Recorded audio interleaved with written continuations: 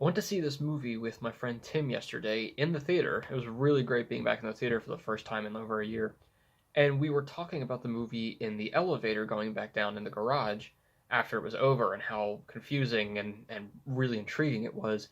And there was a woman there who I guess walked out with us and happened to see it as well. And she just goes, "That movie was a mindfuck." Welcome back to the channel, everybody. Today, our movie in the middle is The Father.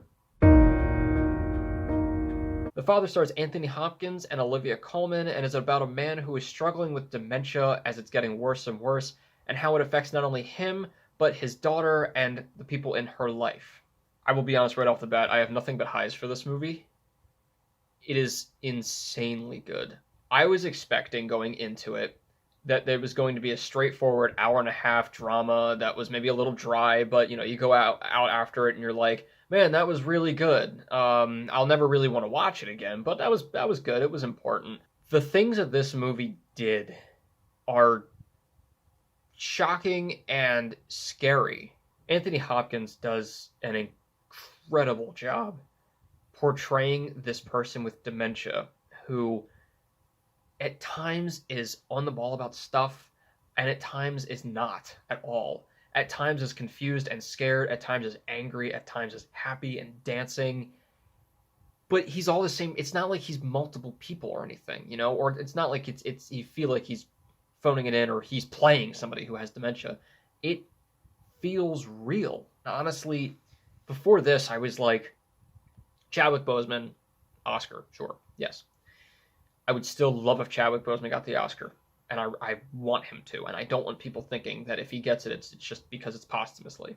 But I wouldn't be surprised if Anthony Hopkins got it as well. Olivia Colman does an incredible job as well as the person who is dealing with this, this movie brings up so many struggles of, it's no one's fault, but it's just such a hard situation, and she's struggling with it, she's crying, it's so stressful and such a weight on her because not only does she have to deal with this person who has dementia in her home, it's her father, so she's sad to see all of this happening, and she's got her boyfriend who's kind of pressuring her to, like, just put him in a home because we have to go, we got to live our lives.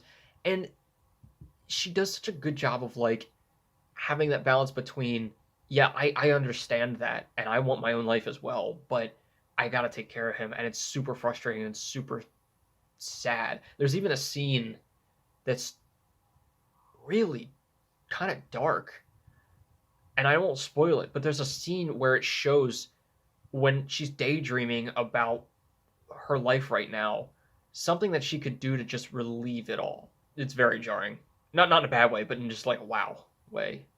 But it's just so interesting because of the way that this affects everybody. Even characters who you're like, wow, you're being kind of a jerk about this, but then you're like, I can't say I don't understand it, because her boyfriend fiance is like, I just want him out of the house. I don't want to be dealing with this. We have our own lives to live. And at first you're like, wow, you're being really kind of a dick about this. But it's one of those things that, again, you sort of understand where it's coming from because it's a hard situation. You're like, I don't want to tell you to just abandon your father, and you shouldn't. But at the same time, you can't just sacrifice your whole, it's a really tough situation. Far and away, the best part of this movie is the script. It is the direction. I kind of did this when I was talking about Never, Rarely, Sometimes, Always, in terms of like what a movie visually looks like for me. This movie is not a line. It is a circle. It's like a pie chart where every section is like evenly split. And it's like it was able to take a circle and put it into linear form, because that's what a movie is. You have to have it in linear time. If you had told me that Mike Flanagan had written and directed this, I would have fully believed it, because he's very famous for doing movies like that. Specifically, Oculus comes to mind, where it's sort of like this, where things that happen before actually happen after, and things that, this person was over here, but actually they're that person. It has to be so specifically written and edited so that it's not confusing, but it just makes that amount of sense. And it was brilliant for them to do that. And the reason I say that is because what this movie does, and why movies are so powerful, is it allows you to experience what dementia is like personally in the most concrete way it possibly can without you actually having dementia. If you gave me a straightforward movie of somebody who's dealing with dementia, I'd say, wow, that was really sad, it was really good, it really was powerful. But I wouldn't connect with it as much. If you gave me a 21 slide PowerPoint on what dementia is like for people, I'd be like, wow, that's really sad. But it's just facts for me. What movies do is you are this person. It is happening to you because you are now this protagonist. This movie makes you feel like you are the one with dementia. He is an unreliable protagonist, and that's the person we're supposed to connect with. So that's very scary. Because it's just the way it's edited and what you think's going on, and then things actually switch around and everything.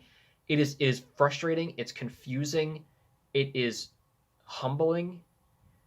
It just gives you a whole new perspective. Everyone should see this movie because everybody knows somebody who's older, whether it's a grandparent, a great-grandparent, somebody you know in a nursing home, just people that you meet. I mean, I work in a nursing home at the moment at the front desk, so I see residents all the time. It's not you. They're dealing with stuff.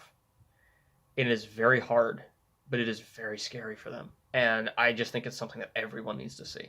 I hope to be able to make a movie like this when I'm more experienced and established as a filmmaker that has to do with anxiety. I think it would be like one of the best things I could ever do to have a movie that not explicitly, but just makes you feel what anxiety is like for someone who may never even have to deal with it. It's just insane that I now have so much more of an understanding of what dementia feels like for something I may never deal with or struggle with.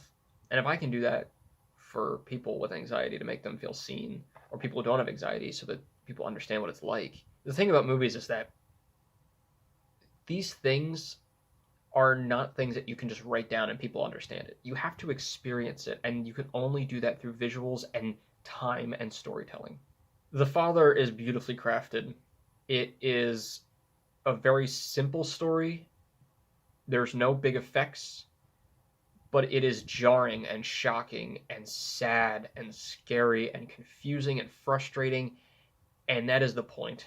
It is the right balance between it logically just makes enough sense that if I were to go back and try to piece everything together, I could put the timeline in order, and a movie where it doesn't quite make sense, and it's more about you just have to actually feel it.